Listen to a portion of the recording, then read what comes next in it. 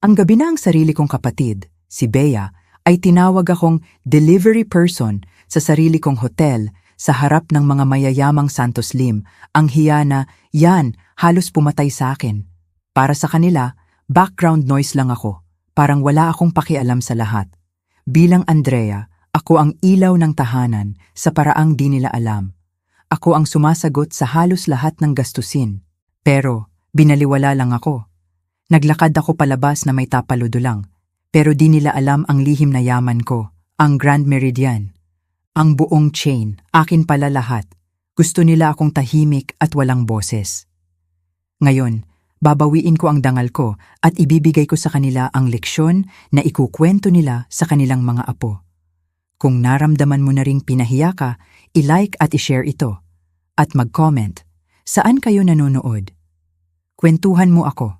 Ang gabi ng engagement party ni Bea, dumating ako sa Grand Meridian Hotel, ang sarili kong hotel.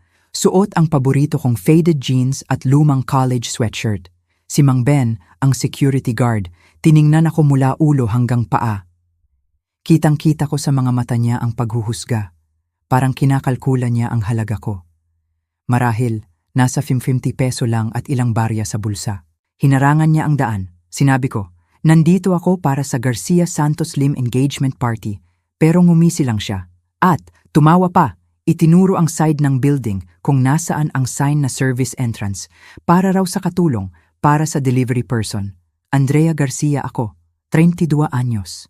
Ang biro, alam ko, dahil sa tunay kong ginagawa sa buhay, ang pagiging may-ari ng lugar na ito. Pero, di ko na lang sinabi.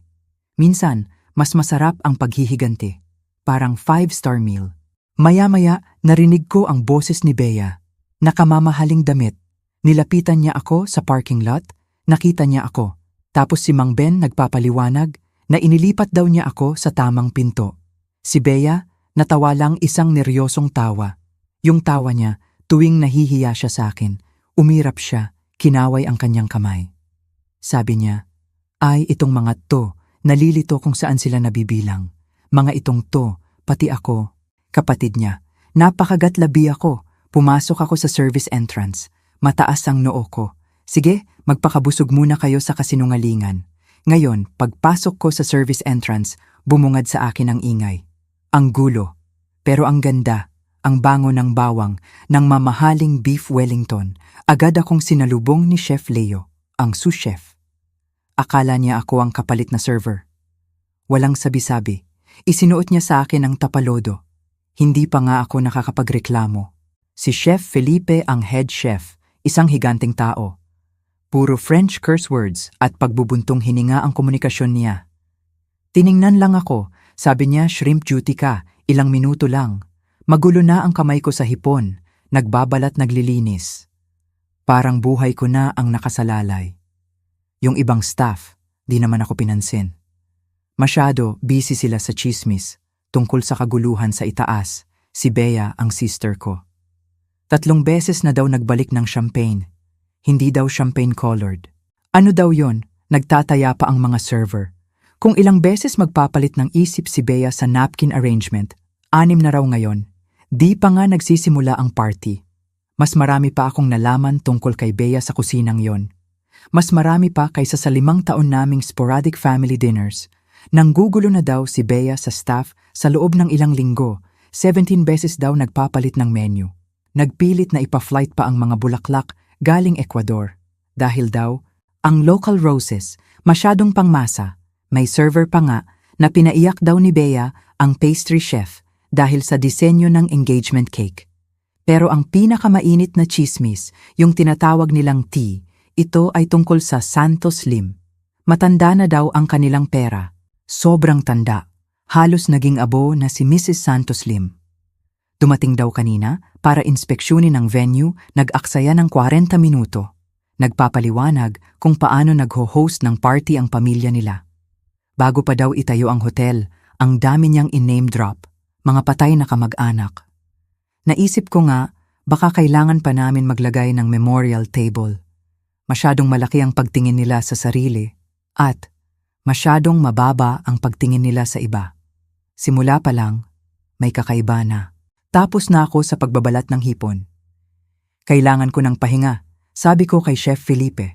Nilisan ko ang kusina, nakasuot pa rin ng tapalodo. Walang nakakapansin, sumakay ako sa service elevator. Walang tao, tamang-tama. Kasi kailangan ko ng sandali para sa sarili ko. Pinindot ko ang button. Para sa penthouse floor. Hindi sa party floor, kundi sa pinakataas. Sa executive level, sa level ko. 3 taon na nabili ko na ang Grand Meridian Hotel chain. Hindi lang ito, kundi lahat ng 17 properties sa buong bansa, ginawa ko ito sa pamamagitan ng KU Enterprises. Sadyang inalis ko ang pangalan ko sa mga papeles, mas malinis, at mas marami kang malalaman sa negosyo mo. Kung di nila alam na ikaw ang boss, bumukas ang elevator, nasa sarili kong opisina ako, tahimik minimalist. Ang mga bintana mula sa sahig hanggang kisame, tanaw ang buong syudad. Iniwan na ng assistant ko ang weekly reports, pero di ako interesado sa numero. Hindi ngayon interesado ako sa security monitors, sa mga kamera. Ipinakita nito ang bawat sulok ng hotel. Nakita ko ang ballroom. Nandun sila. Ang mga Santos Lim, si Mrs. Santos Lim, mukhang vacuum-sealed sa kanyang damit. Ang mukha niya tense dahil sa botox.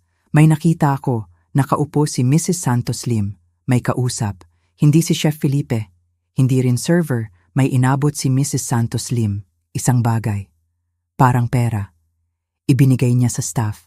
Tumango ang lalaki. Dali-dali siyang umalis, papuntang kusina. May mali, ibang klase ito. Agad kong tinawagan ang head ng security ko. Sinabi ko, bantayan niya. Pero huwag munang makialam. Hindi pa ngayon, bumalik ako sa ballroom. Suot pa rin ang server's uniform ko. May dala akong tray ng champagne. Ang pagpasok ko mula sa service entrance, papunta sa engrandeng party ibang-iba, kung saan pinilit ni Bea ang isang disenyo. Ang tawag ko rito, Kardashian meets Downtown Abbey. Ang daming chandelier, nagpapatalbugan sa LED lights. Ang daming bulaklak, para akong nasa botanical garden. Ang mga Santos Lim, nasa gitna. Pero parang gusto nilang umalis. Si Marco, ang fiancé ni Bea, nakatayo lang, mukhang sinasakal ng kanyang bow tie. Naglibot ako, walang pumapansin. Para akong hangin lang, inabot ko ang champagne. Si Mrs. Santos Lim nagsasalita tungkol sa estate nila sa Connecticut. Paano daw sila nagtanggal ng staff? Mahirap daw maghanap ng magaling na katulong habang kinukuha niya ang baso.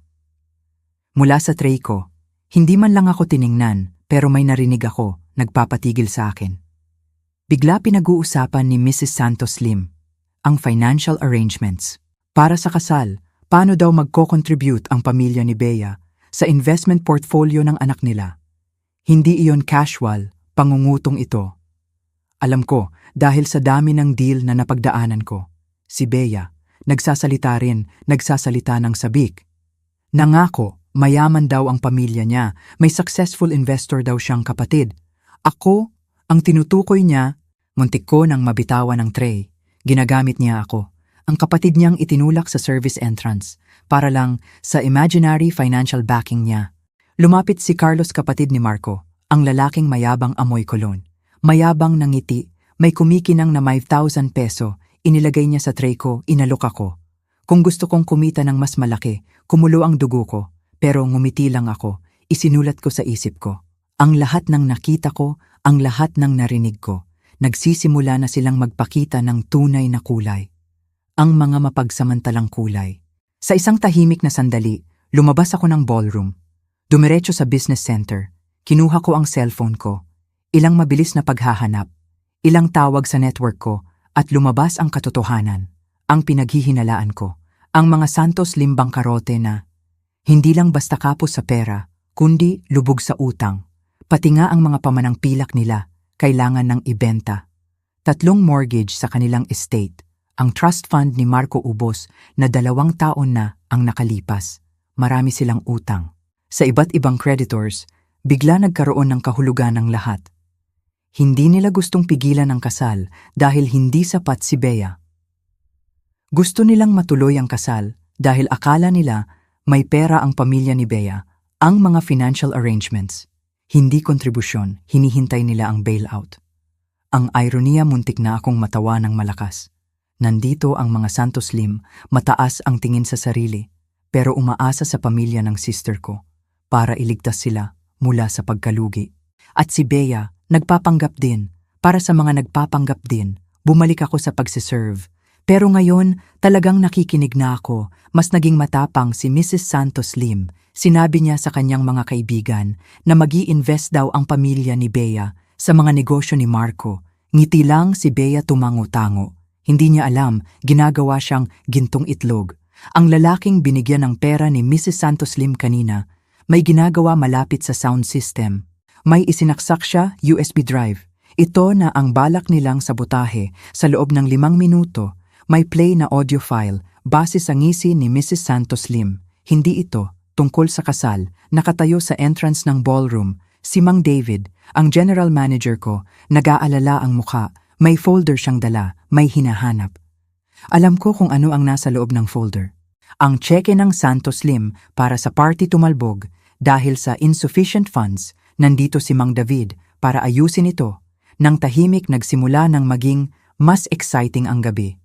Bumalik ako sa business center, sunod-sunod ang tawag ko. Una, ang CFO ko, kinumpirma niya ang hinala ko sa kalagayan ng Santos Lim 6 na linggo na lang. Bago mawala sa kanila ang estate sa Connecticut. Pangalawa, ang legal team ko, nagsimula na silang maghanda ng mga dokumento para sa kung anong mangyayari mamaya. At pangatlo, ang pinakamahalaga, si Mang David. Sinabi ko sa kanya, bigyan niya ako ng 20 minuto bago niya kausapin ang kahit sino. Tungkol sa tumalbog na tseke, pumayag siya. Kahit narinig ko sa boses niya ang pagkalito, alam niyang may nangyayari pero nagtitiwala siya sa akin kaya hindi siya nagtanong. Pagbalik ko sa kusina, sinalubong ako ng gulo. Si Bea nagpadala daw ng sunod-sunod na magkakasalungat na mensahe sa dinner service. Unang-una, inurong, tapos ia-advance, tapos ibalik sa dati. Pero ibang menu na halos mag-aklas na ang kitchen staff. Ako na ang gumawa ng desisyon. Sinabi ko kay Chef Felipe, iserve ang dinner. Sa original na oras, sa original na menu. Tumingin siya sa akin, nagdududa. Alam ko, pero may nakita siya sa akin at sumunod na lang siya. Nakahanda na ang lahat, ang patibong ang katotohanan at ang hustisya.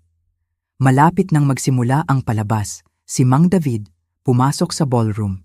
Hinahanap si Miss Garcia, nilampasan si Bea dumiretso sa akin. May inabot na folder, sinabi Miss Garcia. May problema po sa bayad ng Santos Lim talbog po, ang tseke katahimikan, si Bea. Nagsimula ng sumigaw, sira daw ang ulo ko, sinisira ko daw ang party niya. Dapat daw akong paalisin, ginawa ko ang gusto kong gawin, buong gabi. Inalis ko ang tapalodo. Itinupi ibinigay sa server, humarap ako sa kanila. Sabi ko, sa boses ng CEO, may mali, ako si Andrea Garcia, ako ang may-ari ng hotel na ito, ng lahat ng 17 Grand Meridian Hotels. Nagulat sila, si Mrs. Santos Lim, walang expression dahil sa Botox. Si Bea, para siyang sinabihan, totoo si Santa Claus. Pero iniiwasan ang bahay nila. Kinuha ko ang cellphone ko, ikinabit sa AV system, lihim na feature. Sa lahat ng properties ko, sa screen, nag-play ang security footage. Si Mrs. Santos Lim, nagbibigay ng pera lihim na naghahanap sa bag ni Bea. Tapos ang audio file sinabotahin nila. Para siraan si Bea, nagkagulo ang lahat. Sinira nila ang sarili nilang party. Hindi nila ako kayang siraan. Ang katotohanan lumabas na sa wakas. Hindi pa ako tapos. Kailangan nilang malaman ang buong katotohanan. Kailangan nilang makita kung sino talaga ang mga Santos Lim. Hindi ang mga mayayamang figura na pinapakita nila sa mundo, kundi ang mga taong desperado at puno ng kasinungalingan. Kinuha ko ulit ang cellphone ko, ikinabit sa AV system. Sa malaking screen sa harap ng ballroom, ipinakita ko ang mga public records. Hindi ko na tinipid. Lahat ng detalye lumabas, ang estate nila sa Connecticut. May 3 mortgage, hindi na nila kayang bayaran. Malapit na itong kunin ng bangko ang trust fund ni Marco. Walang laman, ubos na ang pera at ang mga credit card nila puno maxed out. Hindi na nila kayang gamitin. Gagamitin niyo si Bea para sa pera, sabi ko. Hindi ko na napigilan ang galit sa boses ko. Pera na akala niyong meron siya, pera na akala niyong meron ako. Mali kayo, may pera ako, pero wala kayong makukuha, kahit isang kusing. Tumingin ako kay Mrs. Santos Lim. Nakikita ko ang pagkabigla sa kanyang mukha, pero hindi ko siya tinigilan. Sinubukan niyong linlangin ang pamilya ko. Sinubukan niyong gamitin ang kapatid ko, pero hindi ako papayag. Bigla, sumulpot si Carlos, sinubukan niyang tumakas. Hindi ko siya pinayagan. Kailangan niyang marinig ang katotohanan. Kailangan niyang malaman kung gaano siya kaawa-awa. Carlos, sabi ko, may ngisi sa aking mga labi. Gusto mo pa bang pag-usapan ang alok mo sa akin? Yung alok na babaguhin mo ang buhay ko. May recording din ako nun. Gusto mo bang ipakita ko sa kanila na mula ang kanyang mukha para siyang lobster na niluluto? Gulat ang lahat. Hindi nila alam kung ano ang nangyayari. Mabilis na kumalat ang bulong-bulungan sa buong ballroom. May mga nagre-record pa sa cellphone nila, hindi makapaniwala sa kanilang nakikita. Hindi na sila makapaniwala sa imahe ng mga Santos Lim na sinamba nila. Ang mga Santos Lim, parang natutunaw sa upuan. Hindi nila alam kung saan pupunta.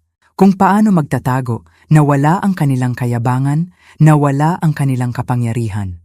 Nabuking na ang kanilang panlilinlang. Hindi na nila maitatago ang katotohanan. Wala silang pera, walang dangal, at walang kinabukasan. Ang totoo, walang-wala sila. Nagpapanggap lang. Para makalamang, para makapanlinlang. Pero hindi ako papayag. Hindi sa hotel ko, hindi sa pamilya ko. Tapos na ang kanilang panlilinlang, ibinunyag ko na ang katotohanan sa harap ng lahat. Wala na silang maitatago, nagsimula na ang hustisya, ang katotohanan mananaig. Parang gumuho ang mundo nila. Pero hindi ako naawa. Dahil sa lahat ng kasinungalingan nila, sa lahat ng panloloko nila, sila ang may kasalanan. Sila ang pumili sa landas na ito. Ngayon, kailangan nilang harapin ang kanilang mga ginawa. At ako sisiguraduhin kong hindi sila makakalimot sa gabing ito. Ang gabing kung saan nabuking ang kanilang mga kasinungalingan at kung saan nagsimula ang pagbagsak ng kanilang imperyo. Pagkatapos kong magtapos, sumama ako sa isang maliit na engineering firm. Hindi man grande, pero matatag. At akin iyon. Nakahanap din si Miguel ng trabaho sa parehong syudad. Sa unang pagkakataon, ang landas sa harap ko ay tila akin na. Tuwing Biyernes, nagkikita kami ni Tito Ricardo para maghapunan. Iaangat niya ang baso niya ng whiskey at bibiruin ako. Tingnan mo nga naman, binibining Santos. Inaakyat ang hagdan ng hindi nadudulas. Tatawa ako, pero may mga pagbabagong ayaw kong makita. Ang pagod sa boses niya. Ang paghawak niya sa balikat niya pagkatapos magbuhat ng grocery. Ang bahagyang pagtigil bago niya maalala ang pamilyar na lugar. Sabi ko sa sarili ko, tanda lang iyan. Hindi ko alam, yun na pala ang tahimik na simula ng lahat ng magbabago. Dahan-dahan ang pagbabago. Una, ang pagkansela niya ng aming hapunan tuwing Biyernes. Masyado raw siyang abala sa trabaho. Mga salitang hindi ko kailanman narinig sa kanya. Tapos, isang gabi, nang dumaan ako ng walang paalam, nakita ko siyang tulog sa armchair niya ng 8:00 ng gabi. Ang TV, umiingay. Nagbebenta ng infomercial. Hinawakan ko ang balikat niya. Pilit siyang ngumiti. Mahabang araw, sabi niya. Napakakurap yata ako. Pero ang ngiti niya, hindi umabot sa kanyang mga mata. Dumami ang mga senyales. Mga bote ng gamot sa counter. Ang bahagyang panginginig ng kamay niya habang nagtitimpla ng kape. Ang pag-uulit niya ng kwento. Napansin ko. At napansin niya rin na napansin ko. At tahimik kaming pareho. Walang gustong magsalita, walang gustong aminin. Patuloy akong umuunlad sa trabaho. Ang pakiramdam ko, matatag. Si Miguel at ako may sarili ng ritmo. Pero sa tuwing iniiwasan ni Tito Ricardo ang pag-ubo o ikinaway lang ang pag-aalala ko, unti-unting nabibiyak ang katatagan na iyon. Hanggang sa dumating ang araw. Isang Martes. Tumunog ang telepono. Isang nanginginig na boses. Mr. Santos, si Grace po ito mula sa opisina ni Mr. Del Rosario. Nag-collapse po siya sa meeting. Dinala sa St. Luke's Hospital. Ang biyahe, malabo, mga pulang ilaw lang, at ang kabog ng puso ko. Nang makarating ako sa kanyang kwarto, ang liit-liit niya. Sa dami ng puting tela. Ngunit nang makita niya ako, nakangiti pa rin siya. Baluktot ng ngiti. Huwag kang malungkot, bulong niya. Tito, halos pabulong kong sabi, tinakot mo ako. Ngayon lang, sagot niya. Pagkatapos, mas mahina pa. Umupo ka, Hija. Naghintay siya hanggang sa tahimik na ang silid. Alam mo, sabi niya, ang boses niya, mas magaspang kaysa dati. Lagi kong inakala na ang tatay mo ang magtuturo sa'yo ng mga bagay na ito. Pero masaya ako. Ako ang nakagawa. Huwag kang magsalita ng ganyan. Bulong ko. Nagngiti siya ulit. Ang ngiting nagbibigay ng ginhawa. Sa totoo lang, sabi niya. Hinawakan niya ang kamay ko. Bihira niyang gawin niyon. Nalampasan mo ang lahat ng inaasahan. Tandaan mo lang ito. Hindi ka sobra. Pilit kong pinigilan ang luha. Kung mababasa mo ang mga kumot na to, babayaran mo ang dry cleaning. Biro niya. Natawa ko. Basag ang tunog. Huling Pasko. Binigyan niya ako ng kahon, ang dating leather journal. Ngayon, puno na. Puno ng payo, biro at alaala niya. Sa huling pahina, nakasulat. Kung susubukan ka nilang burahin, tandaan mo ito. Naisulat mo na ang sarili mong kabanata. Ilang buwan pa, dumating ang tawag. Sir Del Rosario, pumanaw na po. Ang opisina ng abog, amoy lumang pera at amoy katarungan. Ang mga kurtina, mabigat. Ang mga kagamitan, dark wood. Ang mga upuan, pinilit kang umupo ng tuwid. Tila ba bawat hininga ay isang testimonya. Umupo si Aterjin Cruz sa dulo ng mahabang mesa. Ang pamilya ko, nasa kabilang gilid. Si Mama, nagpupunas ng luhang hindi ko makita. Si Papa, nakatikom ang mga kamay. Si Ate Isabel, pasulyap-sulyap sa telepono. Si Lian, bumubulong. Sa tingin mo, iniwan niya sa atin ang bahay ako. Nakaupo sa tapat nila. Ang journal ko, nasa kandungan. Kalmado ang puso. Isang simpleng itim na damit. Walang palamuti. Wala akong baluti. Hindi ko na kailangan. Narito tayo upang suriin ang huling testamento ni Ricardo del Rosario, simula ni Aterjin Cruz. Precise, deliberate, binasa niya ang mga normal na bagay, mga utang, mga donasyon sa charities, mga regalo sa matagal ng empleyado. Ang pamilya ko naiinip, pero pilit na pinapakitang matiyaga. Ang kanilang kasakiman halos lumabas na, at doon lumipat siya ng pahina. Tungkol sa natitirang ari-arian ni Mr. Del Rosario. Si Isabel, sumandal. Ang kanyang mga diamante, kumikinang. Si Lian, pinagsama ang mga kamay. Si Papa, sumulyap sa akin. May bahid ng pang-awa, may babala. Binasa ni Aterjin Cruz, dahan-dahan. Bawat salita, malinaw na parang kristal. Sa aking mga malayong kamag-anak, na naaalala lang ako kapag nababagay sa kanilang pangangailangan. Wala akong iniiwan, ang katahimikan. Bumiyak sa silid. Si Mama, napagasp. Si Isabel, nakabukas ang bibig. Si Lian, napakurap. Nagbibiro lang siya, di ba bulong niya.